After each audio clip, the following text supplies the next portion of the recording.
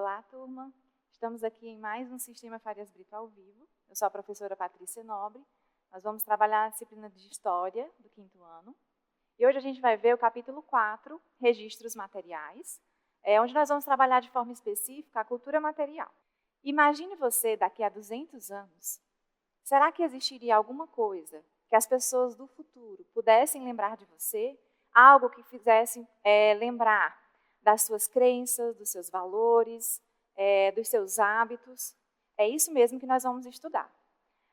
Estudar cultura material é estudar os objetos que fazem parte, que fizeram parte da cultura de um povo, que identificam um povo que viveu em um momento da história, certo? Na cultura material, nós vemos objetos que eles informam como era o modo de vida daquelas pessoas. A exemplo, nós temos os itens de vestuário e enfeites. Se a gente observar essa imagem, nós podemos ver que a estátua ela está apresentando adereços que foi utilizado pela rainha de Ur na Mesopotâmia. Então, a gente pode observar o colar dela, os brincos, né, a parte do cabelo. O que a gente pode ver? Eram utilizados metais preciosos, como o ouro, e pedras preciosas também. Tudo isso indica a forma de vida daquela parte da sociedade, né? Uma parte que dá imponência, que coloca, né, que demonstra a riqueza que eles tinham naquela época. Mas também nos objetos não são apenas aqueles referidos às pessoas mais importantes, mas às simples pessoas que viviam naquela época, com os seus recipientes do uso cotidiano, por exemplo. A gente tem aí um vaso, né, que foi encontrado há cerca de 2.800 anos atrás, né, hoje no atual Irã. E esse vaso, a gente pode observar que ele foi feito de cerâmica, certo? Ele tem todo esse desenho mostrado aí, que informa como aquelas pessoas manuseavam esse tipo de instrumento. Outro do lado, a gente pode observar utensílios domésticos comuns utilizados, né, na cozinha, pelas pessoas que trabalhavam, que cozinhavam, né, e eles são muito parecidos com os nossos de hoje, né? Nós temos a semelhança de uma colher, algo que provavelmente seria um garfo hoje em dia. Esses materiais foram encontrados num tempo mais distante, né, há cerca de 8.000 anos atrás, num sítio arqueológico da Turquia.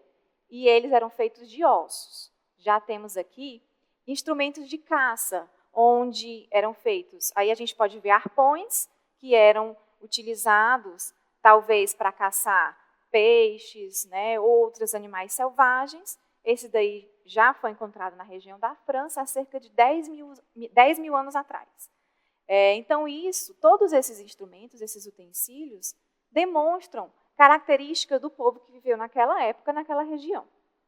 Então, pessoal, a definição que a gente pode dar para a cultura material é o quê? É o conjunto de objetos que dão sentido, que dão identidade, né, e memória a um povo numa determinada cultura, de um determinado momento histórico, certo?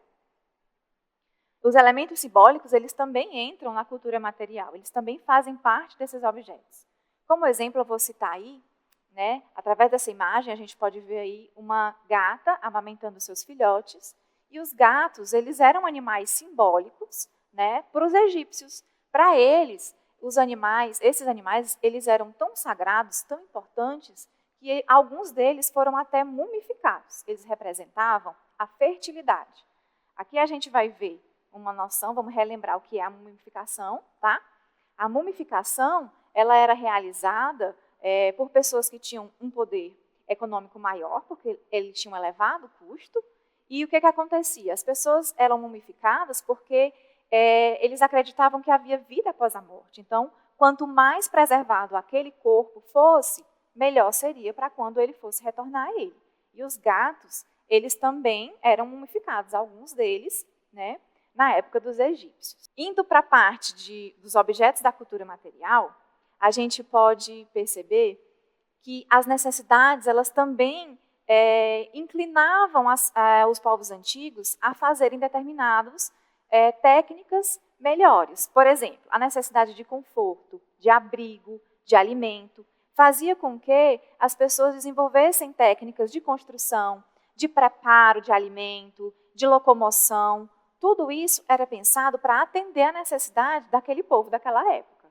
Como, por exemplo, os fenícios. Os fenícios foram um povo que viveu, né, foi um povo que viveu na Mesopotâmia, né, hoje seria a região do Líbano, né, ali parte da Síria, e eles viviam numa região que tinha essas abundantes árvores aí, que são chamadas de cedro. Tá? O que aconteceu? Os fenícios, eles criaram umas embarcações que eram chamadas de galés. As galés elas foram muito utilizadas por eles para navegação comercial. Então, qual era a necessidade deles? Eles precisavam, né, realizar esse tipo de comércio, esse tipo de atividade econômica. Então, eles prepararam essas embarcações com grandes velas, né, porque eles utilizavam o vento para impulsioná-las, mas também utilizavam remos, caso fosse um dia que não houvesse, né, vento. Pelas condições climáticas, eles também tinham que pensar nisso. E essa embarcação ela era feita pela árvore abundante, que era resistente e leve da região, que era o cedro. Tá? Então, a galé, certo? Essa embarcação ela faz parte da cultura material dos fenícios, para desenvolver as técnicas de melhoria da atividade econômica deles. Tá? Avançando um pouquinho, a gente pode ver que nos registros de memória, a gente também pode pensar na escrita. Tá? A escrita ela foi algo muito importante, ela é o resultado do processo de comunicação dos povos antigos. Tá? A escrita ela é algo tão importante, tão fundamental, que ela é considerada pelos historiadores um marco que divide dois momentos importantes da história. Tá? Ela divide a pré-história da história. Tá? Ela vem fazer essa divisão porque os historiadores, por muito tempo, eles pensavam que a escrita era algo que vinha denunciar, revelar as coisas dos povos antigos. Mas hoje nós sabemos que não é apenas a escrita que vem fazer esse trabalho, né? Ou através de outros instrumentos, a gente consegue também conhecer o modo de vida dos povos antigos. Tá? Vamos conhecer os diferentes tipos de escrita de alguns povos. Né? A exemplo dos sumérios, a gente tem aí a escrita cuneiforme. Tá? Essa escrita ela era realizada numa placa de argila, onde os sumérios eles utilizavam um material pontiagudo que era chamado de cunha. Tá? Então, eles faziam a pressão sobre essa barra de argila e imprimiam os seus símbolos. Por isso que ela era chamada de cuneiforme, por causa desse objeto pontiagudo. A gente tem também os egípcios, que trouxeram os hieróglifos, que era uma escrita sagrada. Tá? Ela era realizada por escribas ou sacerdotes. Os hieróglifos eram uma escrita sagrada dos egípcios, onde hiero quer dizer sagrado e glifo, símbolo. Era a escrita usada pelos escribas e sacerdotes, muito impressas em templos, em túmulos. Outra escrita importante são a dos maias, né, os povos das Américas. Eles criaram a escrita pictoglífica, também utilizava símbolo, e os símbolos deles, né, picto quer dizer figura, e glifo a gente já viu que é símbolo, cada símbolo representava uma palavra. Tá? Diferente dos outros povos, né, trazendo uma tecnologia maior, digamos assim, existiam os fenícios. Eles criaram um alfabeto. Tá? O alfabeto fenício ele era composto de 22 letras sem vogais. E quando eles uniam essas letras, formavam-se as palavras. Esse alfabeto ele foi muito importante porque ele deu origem ao alfabeto grego, que hoje, né, é o que derivou, antigamente, na verdade, a língua portuguesa. Né? A nossa língua portuguesa ela derivou do grego, que veio do alfabeto fenício. Vamos agora ver o que você aprendeu, tá, na aula de hoje. Observando as imagens, o que estes tipos de escrita têm em comum? A gente tem aí dois tipos, uma placa com as inscrições de hieróglifos egípcios, né? E do outro lado, a gente tem uma parte de escrito pictoglífico dos maias. Na opção A, a gente tem, essas escritas, ela tem como base os símbolos, né, os glifos, em vez de letras que formam palavras. Eles possuem um alfabeto com letras que juntas formam palavras, ou eles apresentam bases diferentes, Uma usando letras e as outras, né, e a outra os glifos. A gente pode observar, o que é que vocês acham? Acertou quem respondeu a letra A, né? Essas duas imagens, elas trazem para a gente símbolos, né, que são os glifos, que esses povos utilizavam e que esses glifos simbolizavam palavras, tá? A gente vai trazer agora uma curiosidade para vocês. Essa curiosidade, ela se trata dos maias.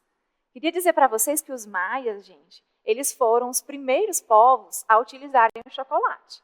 Mas não era o chocolate que a gente usa hoje, não. Era de uma forma bem primitiva, né? Eles utilizavam as sementes do cacau, eles prensavam, moíam, torravam e formavam uma pasta onde eles acrescentavam água, especiarias, só mais na frente que eles colocaram açúcar. E eles criaram o chocolate quente. Era uma bebida sagrada que eles ofereciam aos deuses, tá? Eu vou dar uma dica divertida para vocês, tá? Que tal em casa vocês reproduzirem uma escrita suméria? Vocês podem fazer o seguinte, vocês podem pegar uma folha de papel A4, colocar massinha de modelar em cima, tá? Não tóxica. Se vocês não tiverem massinha, vocês podem criar, né? Na internet está cheia de receitas para você criar massinha em casa. Colocando a massinha em cima da folha, você pode pegar um lápis ou algum objeto, né, semelhante, né, que represente a cunha, para você imprimir o seu símbolo. Você pode ou reproduzir os símbolos sumérios ou criar o seu próprio alfabeto. E depois você pode assinar, certo? Eu queria agradecer aqui. Obrigada pela companhia de vocês. E eu espero vocês aqui para uma próxima aula. Obrigada.